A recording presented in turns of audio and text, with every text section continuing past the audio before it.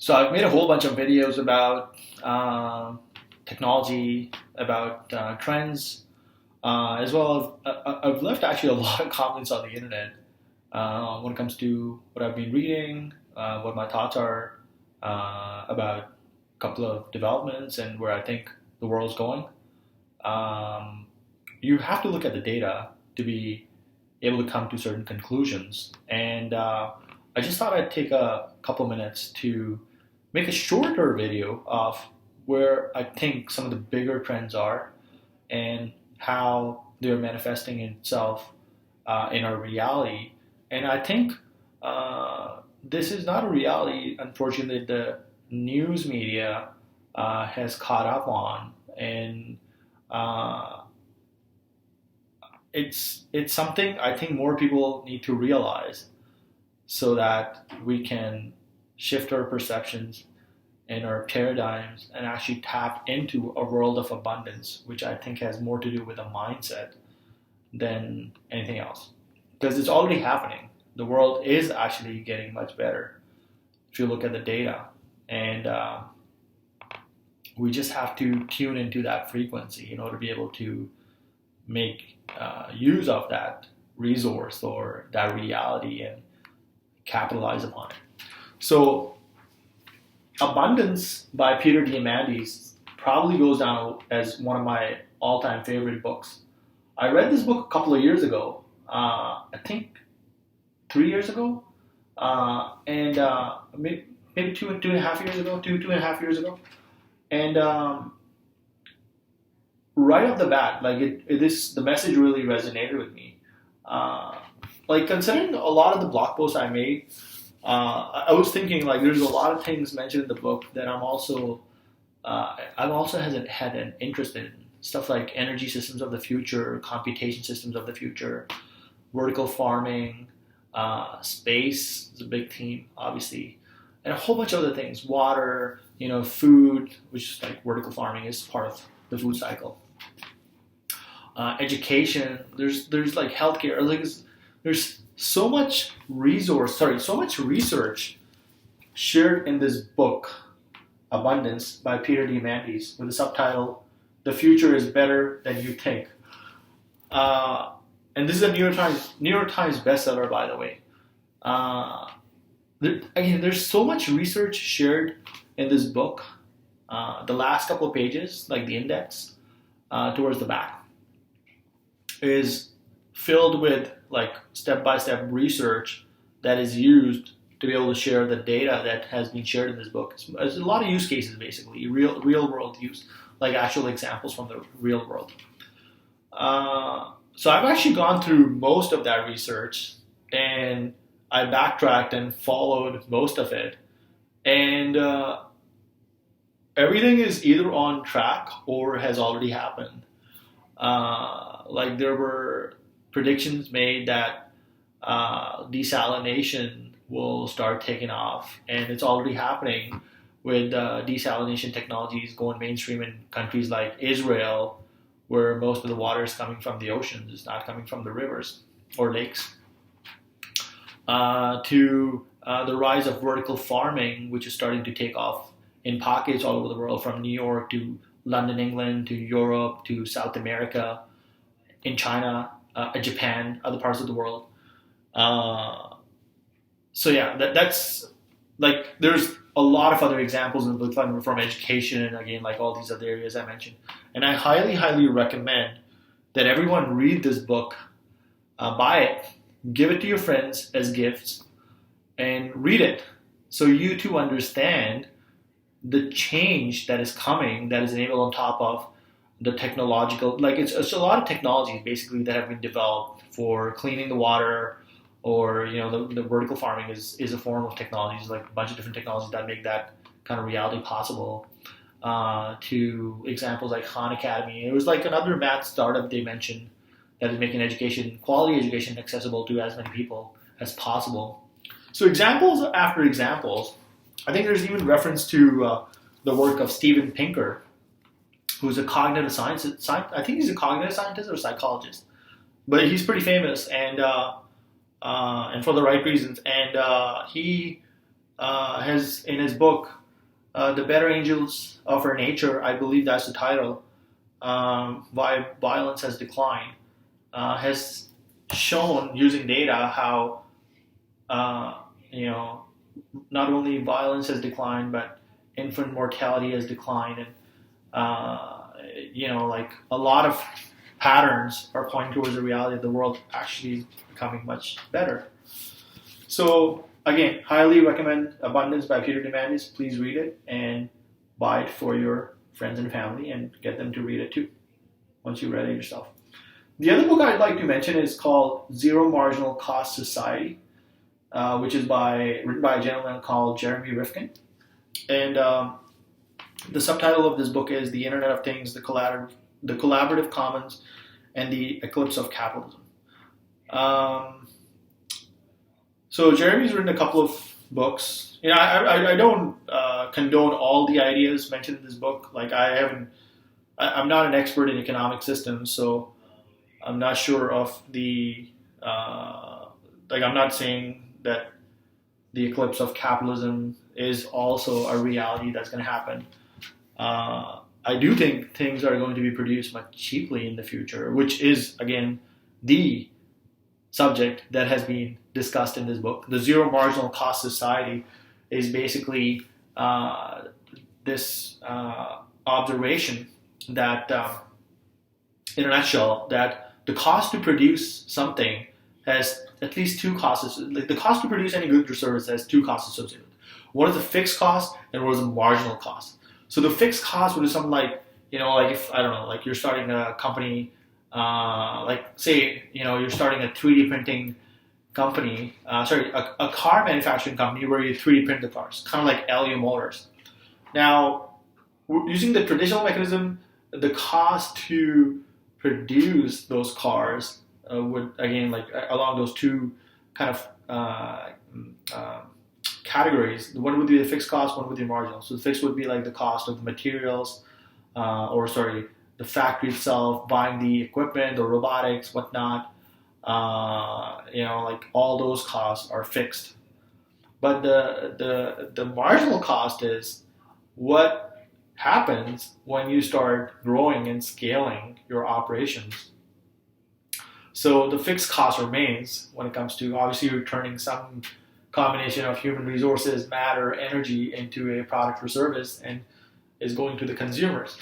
The marginal cost falls as the market share goes. I'm not explaining this very well, but basically the fixed cost remains, but the marginal cost is going to not just close to zero, in some cases going to zero.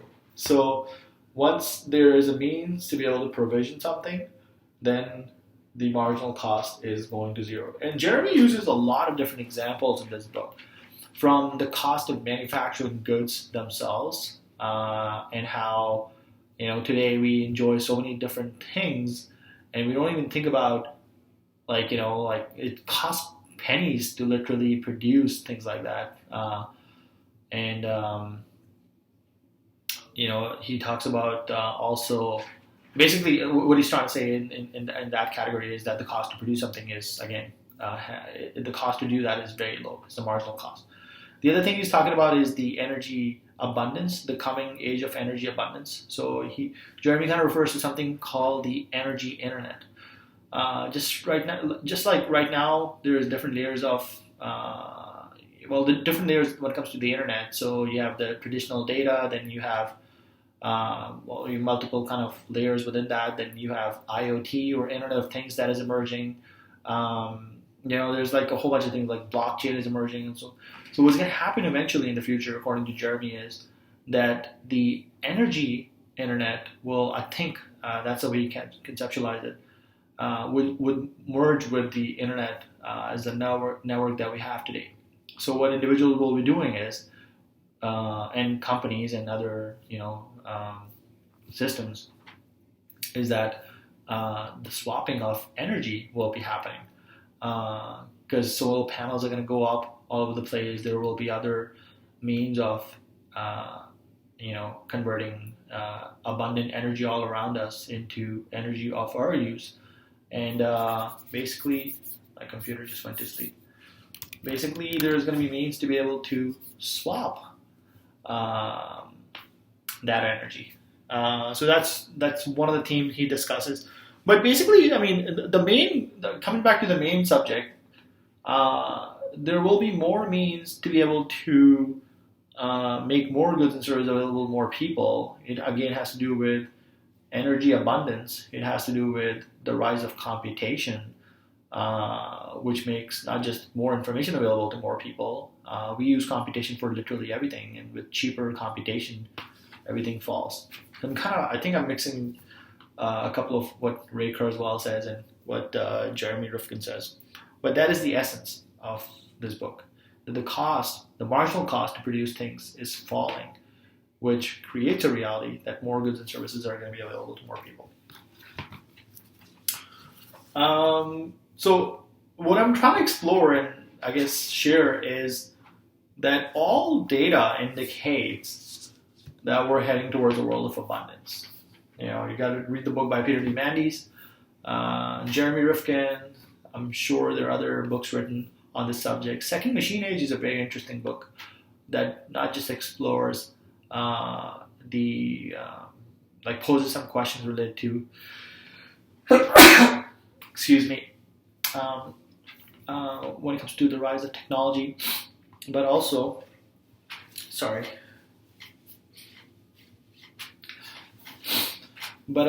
also it kind of leads to this possibility that man and machine are going to be working together increasingly as more time passes by in order to be able to, and the more we advance in the future. But I think, so the segment I want to make at this point is that as the world of abundance becomes more and more real, as more and more people enjoy the rewards of the world of abundance, what is very clear at this point is the change that we need to make in our perceptions, in our mindsets. Actually, the mindset really matters. I've actually gone through this myself. I think I've always had an abundance / growth kind of a mindset when I kind of look back as to how I was raised. You know, responsible from an early age. I've been working part-time since I was 14 or 15, full-time when I was 17. So I've always had this mindset, but there have been parts of my life where I developed a scarcity mindset or a fixed mindset because of bad habits or other. And I suffered at that time. I really suffered. When I was working and I was empowered to pursue my goals and passions, I was happy. And I was empowered. I was learning something every day. I still do. But when I wasn't, I suffered. So what I'm trying to get to here is that mindset that is absolutely crucial in order to be able to realize that the world of abundance is near. And I say this, and this is based on my personal experience or interpretation. I say this because positive energy attracts positive energy. It's not a negative positive. This is not happening here. In order to be able to attract more abundance in your life, you've got to change your mindset. You know, you've got to start looking into the positive transformations that are happening across society, across culture, in the realm of, in a global realm. You got to you got to continually shift your perceptions and preconceived notions about a whole bunch of different things. I mean, we're all learning here. I'm definitely learning. And anyway, so that being said, I think the single most accurate predictor of somebody's success, increasingly as we go in the future, even right now, is the level of effort that somebody puts into something in order to make it a success. So a lot of ways through which success has been traditionally measured, I think those models are going to break down if they are not already breaking down. So the whole notion of, I'm not going to get into examples. So let's get right into mindset. So what I want to share with everyone, whoever's watching this, is this book called, well, Mindset by Carol Dweck. It's called The New Psychology of Success, is the subtitle.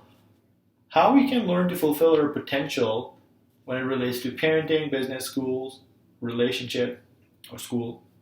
And, there's a line at the top of the book. It says, everyone should own this book. I think abundance and mindset, I really believe everyone should own these two books. So, written by, whoa, that could have been tricky or dangerous. Anyways, so written by Carol Dweck, and there's an interview of Carol on a show called Inside Quest, now known as Impact Theory. I saw the interview after I had read the book. I just stumbled across this book somehow. Somebody must have mentioned it to me. I literally finished the book over a weekend. I did nothing that weekend. I didn't have my daughter that weekend with me. And I finished the book in 2 days. It is so interesting. So Carol talks about a couple of themes, but I think the core, again, the emphasis is it's all about the effort. And this is what I tell my daughter, my nephew and nieces, my cousins, that what's going to matter at the end of the day is how much effort you've put in. What happens from the perspective of cognitive sciences or neurochemistry is that when you struggle with a problem, with a reality, when you wrangle with a problem, it basically what's happening is it's creating new neural pathways in your brain, which not just give you an understanding of what you're wrangling with, but it's actually contributing towards your learning, which is kind of sort of the same thing. And if you know anything about neuroscience, even the basics, you've got anywhere from 80 billion to 110 or 20 billion neurons. Nobody knows how many. People say 100 billion, but it's in the range. And you got trillions upon trillions of connections. So, even just reading a page or just watching this video, you've probably formed, a couple of million new connections between your synapses, synaptic connections between neurons. So mindset is basically a result of a couple of studies that Carol Dweck has conducted, where she looked at kids, I think in different grades in high school, junior high, senior high, and they measured and followed individuals who were putting in the effort and I guess who were not putting the effort. I didn't get to, I read this book about a year and a half ago, so my memory might be a little sketchy. But basically they found out that kids who consistently put in the effort did well. It's no surprise. You put in the effort, you learn more, and you pick up more skills, and it's a better predictor of your success versus somebody who may not be doing that.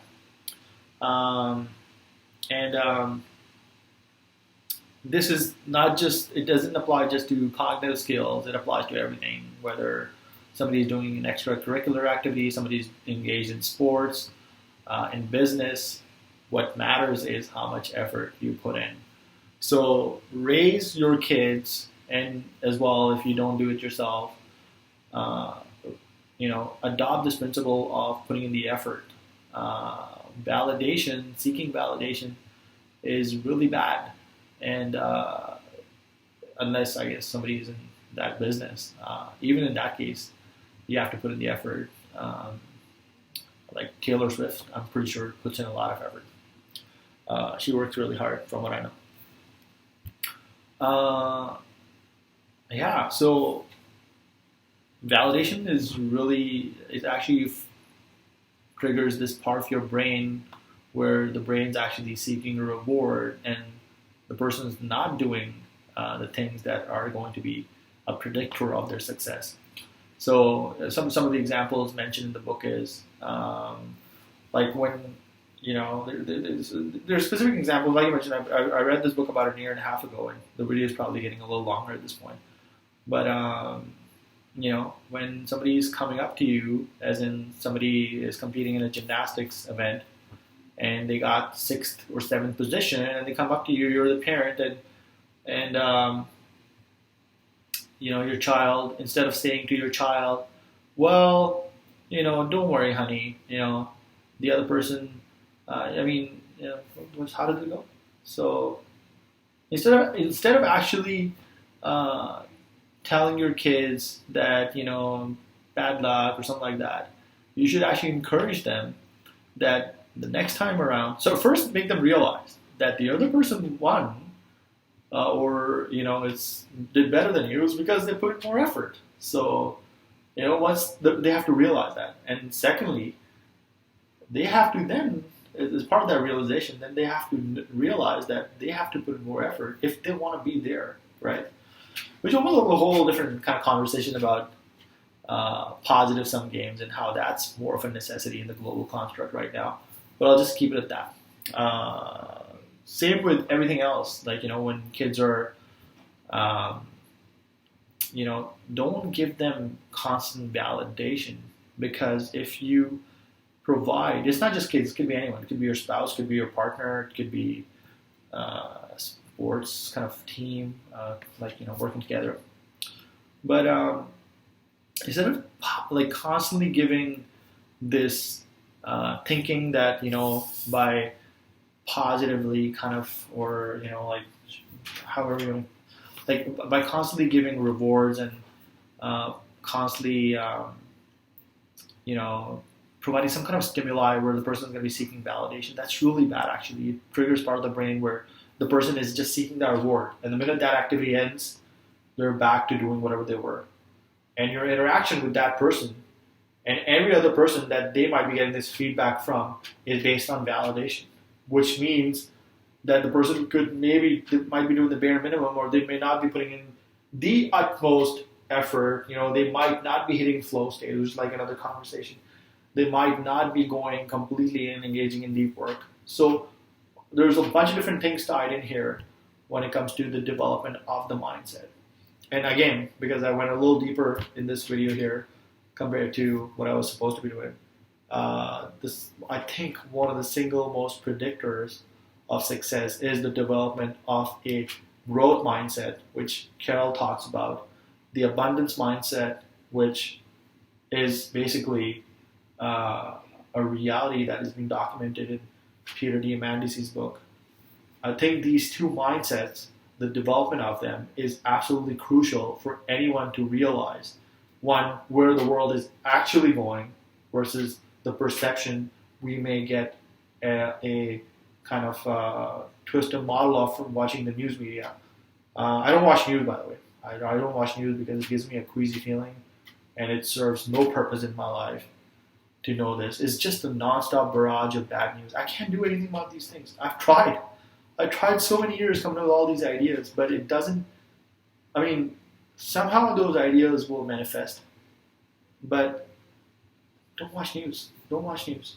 Tap into the world of abundance. Tap into a positive mindset. Tap into a growth mindset. Again, tap into an abundance mindset and change your life. Take ownership. Set goals. Work on your goals. Change your life. That is what I'm doing. That is what I'd recommend to everybody else. It's the only thing you should be doing is to work on the goals that you've identified. And they probably should be for the good of all, some, but there has to be an element of you setting that goal. And they can be selfish goals. They can be goals that make you a lot of money or make you the most fittest person on this planet or anything else like that. And that's completely okay too. But set goals and develop a growth and abundance mindset. I want to mention Tom Bilyeu in this video. I've been watching Inside Quest for a couple of months now. I haven't gone through all the episodes. So the show was called Inside Quest, again by Tom Bilyeu. That's Tom Bilyeu here, right here. And I think that's Michael Strahan. I don't watch football, but I think he was I forget which team he plays for. I'm not sure. But yeah, so Inside Quest is now called Impact Theory. And I can turn off my iPod. I've had this one. And it's a great show because Tom Bilyeu is focused on helping others make a better version of their brain. So this guy is awesome. He synthesizes all this information that's out there about the people that he's interviewing. And he's very selective about who he interviews. The show is about, again, giving you the tools, tips, and strategies that you need in order to make the best version of you. And what Tom, again, does is he would do his research, then he would bring people on board, people like Carol Dweck, people like Norman Deutsch, who's like a neuroscientist from University of Toronto, people like Peter Diamandis, people like Tim Ferriss, people like Michael Stranahan, Farhad Zahabi, which is like trained some of the best MMA athletes in the world. I don't watch MMA, but I don't even condone MMA, but that's just me. I don't resist MMA either. I'm saying that it shouldn't be there. Anyway, so that's another conversation.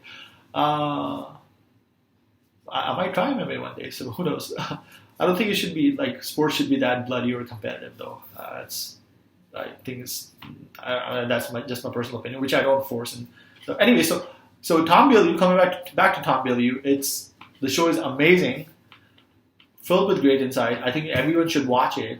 It's now called Impact Theory, and it is the essence of what people need to do in order to build a better version of themselves. I also follow.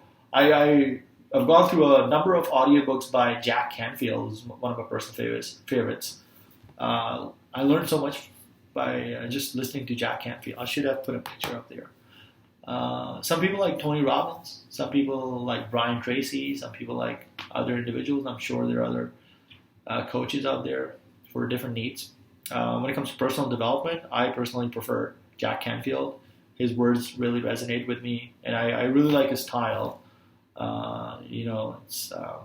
It's just like simple tips and techniques which you adopt, like affirmations, visualization, a couple of the things that he mentions, which makes things so awesome. So just to recap, we are heading into a world of abundance. Look at the research, look at the data, in order to be able to realize this. When you realize this, you can benefit from it. Who wouldn't want to live in a world of abundance?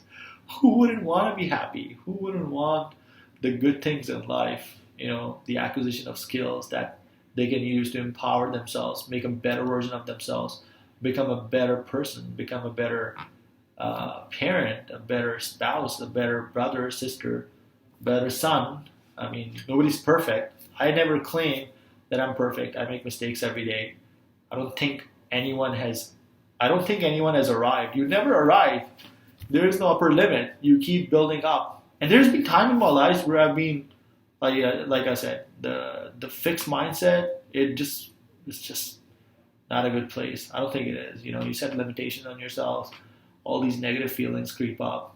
And I've been in some really dark places in my life. Like depression, anxiety, other problems. And just bad habits, bad behavior. But I've been working on bringing changes in my life, systematic changes. And I wasn't trying to change overnight. I tried small changes. And I wasn't doing this consciously. I think a lot of it is unconscious. But I was just working on small changes, small changes. And I've been doing this for a couple of years now. And I think I'm in a much better place. I don't have a lot of money. I don't focus as much on my business. I'm trying to solve all these other problems. But I'm happier. That's what matters. And I think I'm tapping into something wonderful. I want to share it with others. That's why I made this video. So again, realize that, I'm not saying listen to me. I'm saying do your own research. Go read the book. Then backtrack, all the links that are mentioned at the back of the book. Go spend a couple of hours going through, putting that in Google, YouTube, whatever your favorite search engine is. And go through some of the research that's coming out. Verify it. Talk to other people. Maybe call them up. And see where some of these technologies and development are going. Read the book Mindset. Buy it for your kids. Recommend it to your, if your kids are capable of reading the book themselves. Get them to read it. Anyone in your family, circle of family and friends, nephew, nieces, cousins. Mention it to them. I think everyone should again read this book. Parents, somebody who's definitely in their bit my tongue. Somebody who's in their transformative, in their transformative years of life. Get them to read it as well. Read it yourself, which I already mentioned. The next thing is before that I forgot, Zero Marginal Cost Society. The cost to produce goods and services is falling exponentially. Coupled with energy independence, or abundance, which is mentioned in the book, as well as the rise of the sharing economy, something Jeremy calls commons, which I didn't get a chance to delve into too much. But a reality is emerging whereby more goods and services are available to more people. You have access to all the things in the world now. You have access to the best talent through crowdsourcing. There's a lot of capital if you want to make your dreams come true. There's abundance all around you. All you've got to do is shift your perception and tap into it, which again necessitates that you shift your mindset in order for you to also enjoy all the amazing things that this universe has to offer. And last but definitely not the least, please follow Tom Bilyeu via Impact Theory. Watch this show.